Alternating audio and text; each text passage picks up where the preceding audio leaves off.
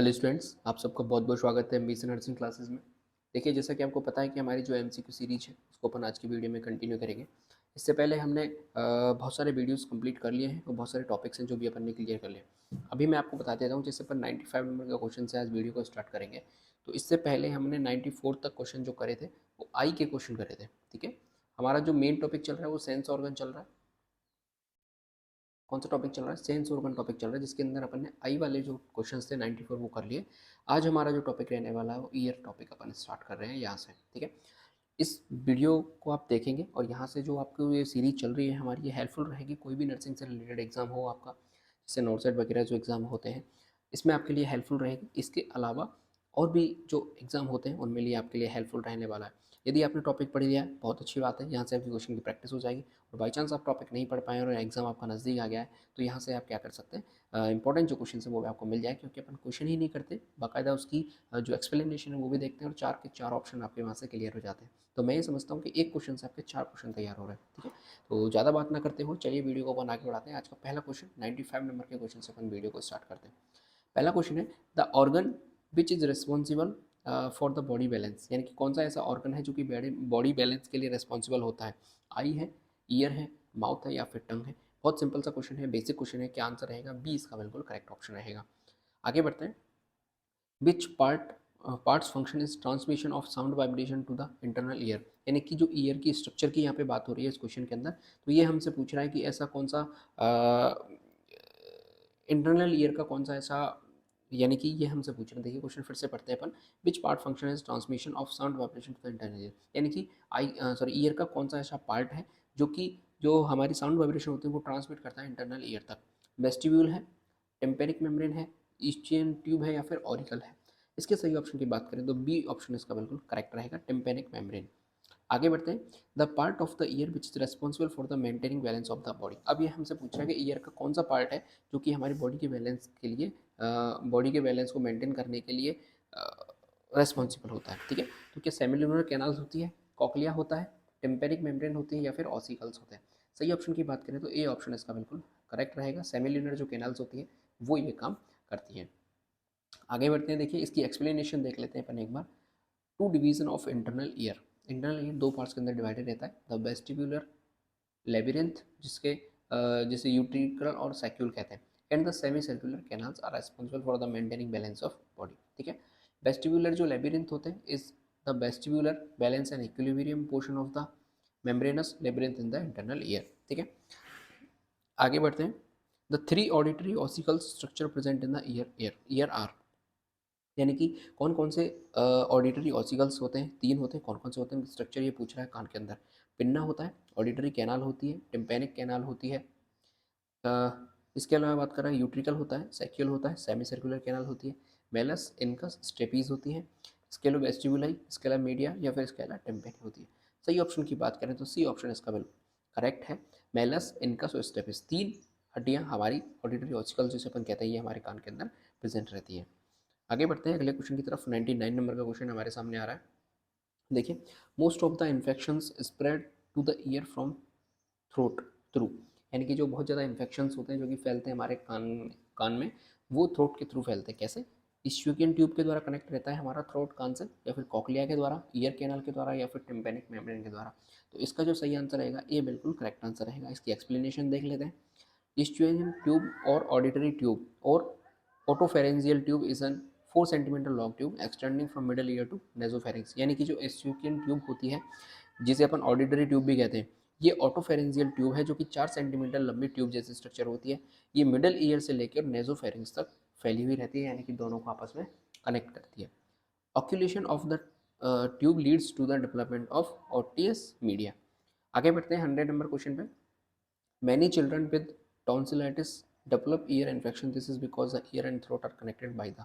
ये फिर से वही क्वेश्चन इसने घुमा के पूछ लिया। बहुत से बच्चों के अंदर हम देखते हैं टॉन्सिल लाइटिस बीमारी हो जाती है। ये होता क्यों? क्योंकि ईयर के अंदर इन्फेक्शन हो जाता है। क्यों? क्योंकि जो ईयर और थ्रोट है आपस में कनेक्टेड रहते हैं। तो किसके द्वारा आपस में कनेक्टेड रहते हैं ये हमसे पूछना चाह रहा है। क्या लैरिंग्स के द्वारा रहते हैं, इस्ट्यूएन ट्यूब के द्वारा रहते हैं, एपिग्लोटिस के द्वारा, या ईसोफेगस के द्वारा? तो अभी हमने पढ़ा था एस्ट्रेशन ट्यूब के द्वारा वो कनेक्टेड रहते हैं आपस में। आगे बढ़ते हैं। 101 नंबर क्वेश्चन पे आते हैं। Wax like substance secreted by glands in the external ear canal is, यानी कि अब ये हमसे पूछ रहा है कि हमारे कान के अंदर जो मोम जम जाता है या फिर वैक्स लाइक जो स्ट्रक्चर बन जाती है, सब्सटेंस हमारे कान के अंदर जमा हो जाता है, उसको कौन सी ग्लैंड सिक्रेट करती है? बिलोम, सेरुमन, कोलेजन या फिर लिपिड? तो इसका सही आंसर क्या रहेगा? बी आंसर इसका करेक्टेड रहेगा। जो वैक्स लाइक सब्सटेंस होता है ये करता क्या है हमारे कान में, इसका यूज़ क्या है? तो ये बैक्टीरिया के इन्फेक्शन से बचाता है, इसके अलावा धूल मिट्टी के जो कण होते हैं उनको अपने अंदर चिपका लेता है, जिससे अंदर इन्फेक्शन होने के चांसेस बिल्कुल कम हो जाते हैं। आगे बढ़ते हैं। The Audible range of human ear is between, यानी कि जितनी हम सुनने की क्षमता होती है, जो सुनने की रेंज होती है, वो कहाँ तक अपन सुन सकते हैं? 20 से 20,000 हर्ट्ज तक, 200 से 20,000 हर्ट्ज तक, 20 से 2,000 हर्ट्ज तक, या फिर 500 से 5,000 हर्ट्ज तक। तो इसका जो राइट आंसर रहेगा ए बिल्कुल करेक्ट ऑप्शन रहेगा। आगे बढ़ते हैं 130 नंबर क्वेश्चन पे। What is the physiological response of the ear to the intensity of the sound? ठीक है, ट्रांसमिशन है, लाउडनेस है, इनर्शिया है, या फिर एनर्जी है? सही ऑप्शन की बात करें तो बी ऑप्शन इसका बिल्कुल करेक्ट आंसर रहेगा।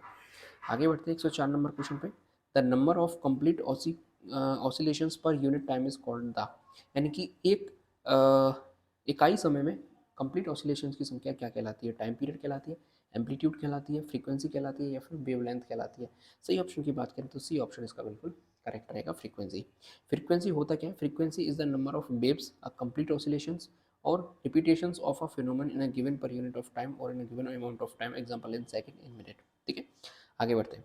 द लाउडनेस और softness of a sound is basically determined by its amplitude, oscillations, time period, या फिर फेजेस? सही ऑप्शन की बात करें अपन इसकी, तो इसका सही ऑप्शन ए रहेगा, एम्पलीट्यूड अपन उसे कहते हैं। किसी भी साउंड की लाउडनेस को देखें या फिर अपन उसके सॉफ्टनेस को देखें तो इसे अपन डिटरमाइन करते हैं किसी एम्पलीट्यूड के द्वारा। आयाम जिसे हिंदी के अंदर कहते हैं, कि किसी का एम्पलीट्यूड बहुत ज़्यादा कम है तो उसको अपन क्या कहेंगे? बहुत सॉफ्ट वॉइस है। और यदि किसी का एम्पलीट्यूड बहुत ज़्यादा है तो उसे अपन क्या कह देंगे? इसका ये बहुत लाउड वॉइस है। आगे बढ़ते हैं। Decibel is a unit for measuring which of the following, यानी कि डेसिबल होती है वो किसको नापने के काम आती है? कौन सी यूनिट किस चीज़ को मेजर करने के काम आती है? वाटर लेवल को, हीट लेवल को, सैलिनिटी लेवल को, या फिर साउंड लेवल को? तो इसके सही ऑप्शन की बात करें तो डी ऑप्शन इसका बिल्कुल करेक्ट रहेगा। साउंड लेवल को नापने के लिए डेसिबल यूनिट का यूज़ किया जाता है।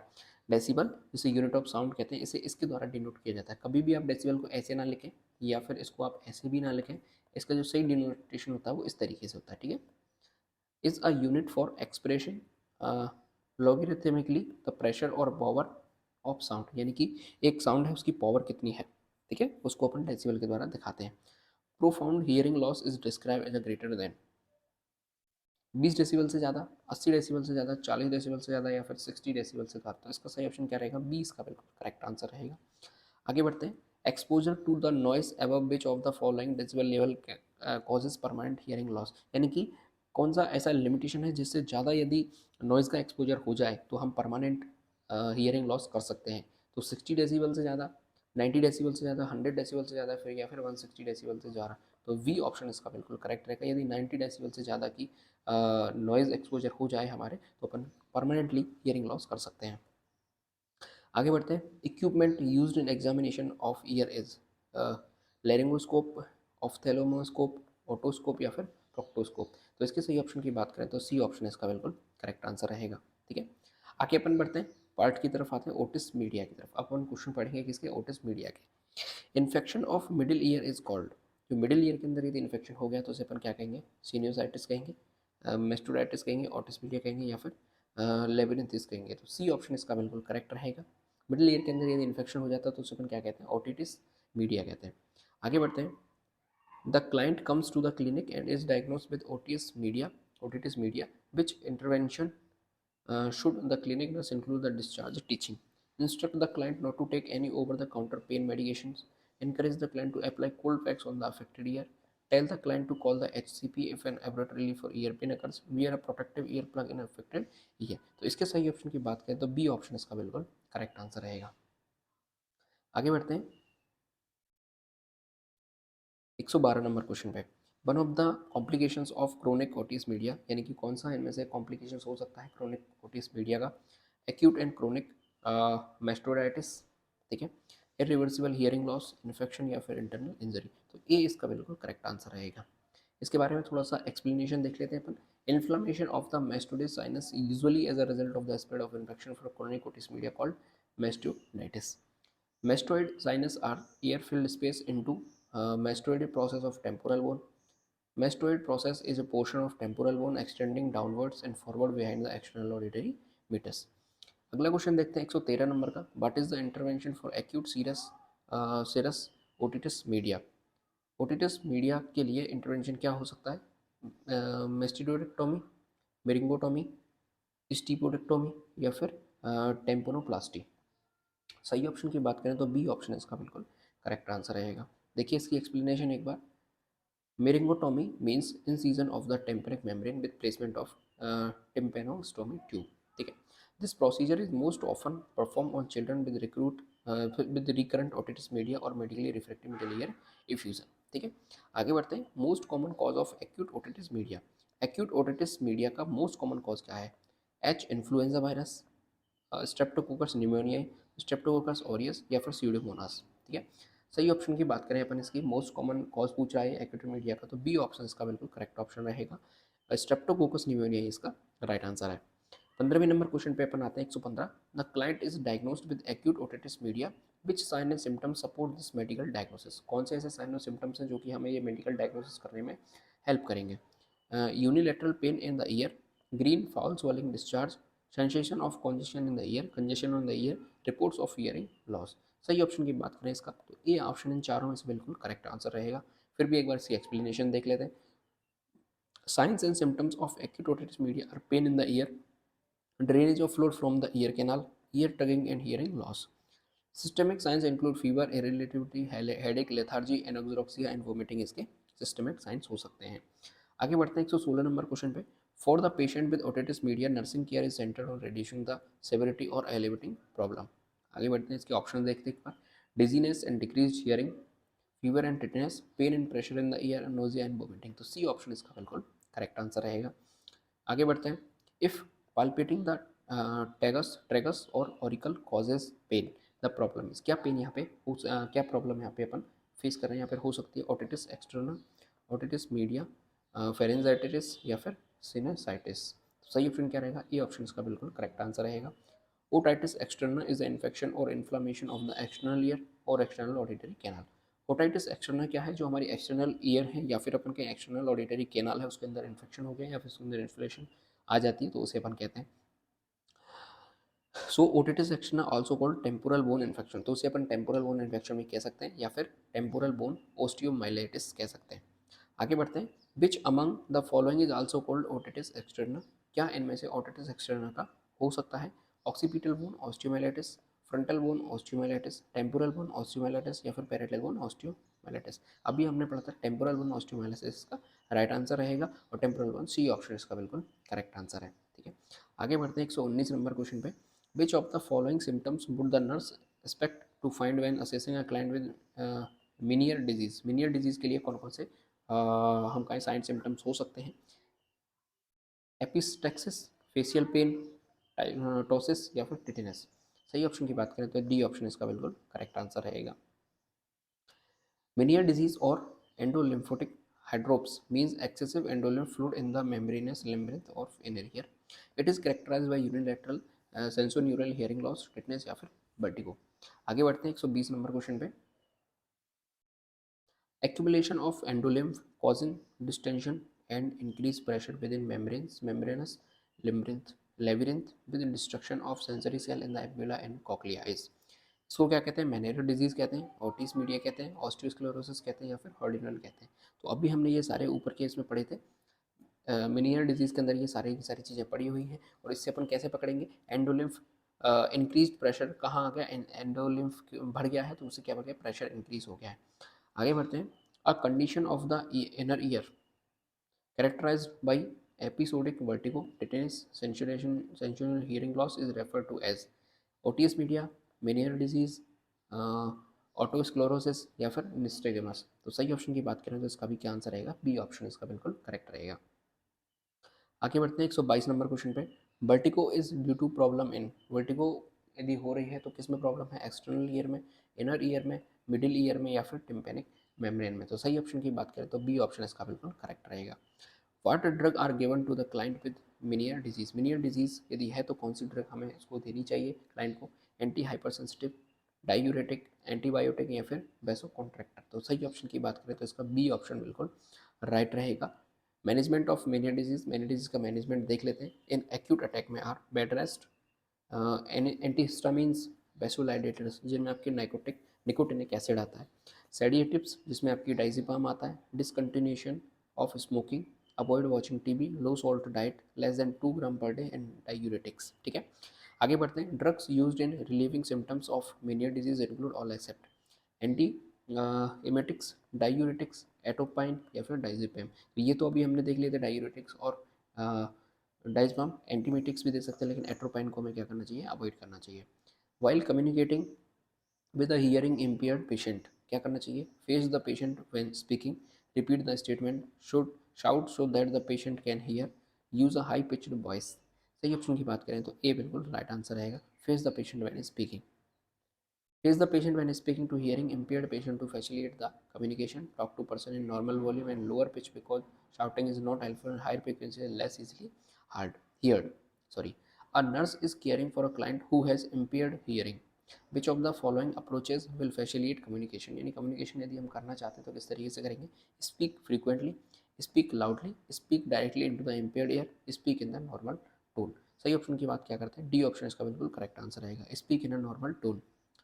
While instilling eardrops, the ear canal of an adult is straightened by pulling pinna down the back, up and back, straight down, straight back। यानी कि ये पूछ रहा है कि यदि हम ईयर ड्रॉप्स डाल रहे हैं तो अपन पिन्ना के साथ कैसे उसको किस तरीके से पुल करेंगे। ठीक है, इसके राइट आंसर की बात करें तो बी ऑप्शन इसका बिल्कुल करेक्ट रहेगा, अप एंड बैक। पहले ऊपर करेंगे देन पीछे करेंगे, तो ये बिल्कुल राइट कंडीशन है पिन्ना को, ईयर ड्रॉप को वहीं पे पहुंचने के लिए। यहाँ पे एक्सप्लेनेशन भी दी हुई है, इसको भी देख लेते हैं एक बार। Pull pinna up and backward in adult and down backward into children below 3 year during instilling into drug into ear. Never instill the drop directly on the ear drum tympanic membrane, ये कभी भी year drop को directly नहीं डालना चाहिए। Instilling the drug into side lateral position at room temperature not ice cold. ठीक है, आगे बढ़ते हैं। 128 नंबर क्वेश्चन पे देखिए, which referral would be to most important for the client with permanent hearing loss, oral rehabilitation, speech therapist, social worker, vocational rehabilitation. सही option की बात करें तो ए इसका बिल्कुल राइट ऑप्शन रहेगा। Oral aural rehabilitation means any treatment used to improve the hearing to expensive or a hearing impaired person. Speech therapist क्या करता है, is a speech and language pathologist. He involved in the study, diagnosis and treatment of defects and disorders of the voice of the spoken and written communications. आगे बढ़ते हैं 129 number question पे। In Weaver's test, lateralization of sound to diseased ear indicates conductive deafness, combination of both sensory neural deafness और conductive deafness, sensory neural deafness या फिर tympanic deafness. सही option की बात करें तो ए ऑप्शन इसका बिल्कुल करेक्ट रहेगा। यहाँ पे इसकी आपकी एक्सप्लेनेशन देख सकते हैं, वेवर टेस्ट होता क्या है उसके बारे में सारी यहाँ पे एक्सप्लेनेशन दी हुई है। अपन आगे बढ़ते हैं 130 नंबर क्वेश्चन पे। विच कॉमनेस्ट फंजाई कॉज्ड ऑटोमायोसिस, ऑटोमाइकोसिस, यानी कि कौन सी ऐसी कॉमनेस्ट फंजाई है जो कि ऑटोमाइकोसिस के लिए जिम्मेदार है। म्यूकर है, एस्परजिलस है, राइजोपस है या फिर कैंडिडा है। सही ऑप्शन की बात करें तो बी ऑप्शन इसका बिल्कुल राइट आंसर रहेगा। एक एक्सटर्नल ऑडिटरी मीटस या फिर कैनाल के अंदर इन्फेक्शन हो जाता है बाई फंगस, फंगस के द्वारा, कौन सी, मेनली एस्परजिलस है या फिर कैंडिडा है, कॉल्ड ऑटोमाइकोसिस। ठीक है, आगे बढ़ते हैं अपन 131 क्वेश्चन पे आते हैं। मैकेनिकल और electrical device that improve hearing, कौन सी मैकेनिकल और इलेक्ट्रिकल डिवाइस है जो कि हियरिंग को इंप्रूव कर सकती हैं। Lip reading, speech therapy, sign language या फिर हियरिंग एड्स। तो डी ऑप्शन इसका बिल्कुल करेक्ट ऑप्शन है। आगे बढ़ते हैं। Kayser Fleischer golden brown ring at the limbus of cornea seen with the hand lens observe in Down syndrome, cataract, glaucoma या फिर विल्सन डिजीज। तो सही ऑप्शन इसका डी रहेगा। विल्सन डिजीज क्या है, एक हेरिडेटरी सिंड्रोम है, transmitted as autosomal recessive trait के द्वारा। In this decrease of ceruloplasmin permanent accumulation of copper in various organs जैसे brain, liver, kidney and cornea with increase intestinal absorption of copper. A pigmented ring, Kayser Fleischer ring भी जिसे कहते हैं, at outer margin of the cornea is pathognomonic indicative of a disease. आगे देखिए, एटोकोनियम is found in, एटोकोनियम कहाँ पाया जाता है, पेरीलिम्फ में, हिमोलिम्फ में, साइनोवियल फ्लूइड में या फिर ओटोलिथ मेम्ब्रेन के अंदर। सही ऑप्शन की बात करें तो बी ऑप्शन इसका बिल्कुल राइट आंसर रहेगा।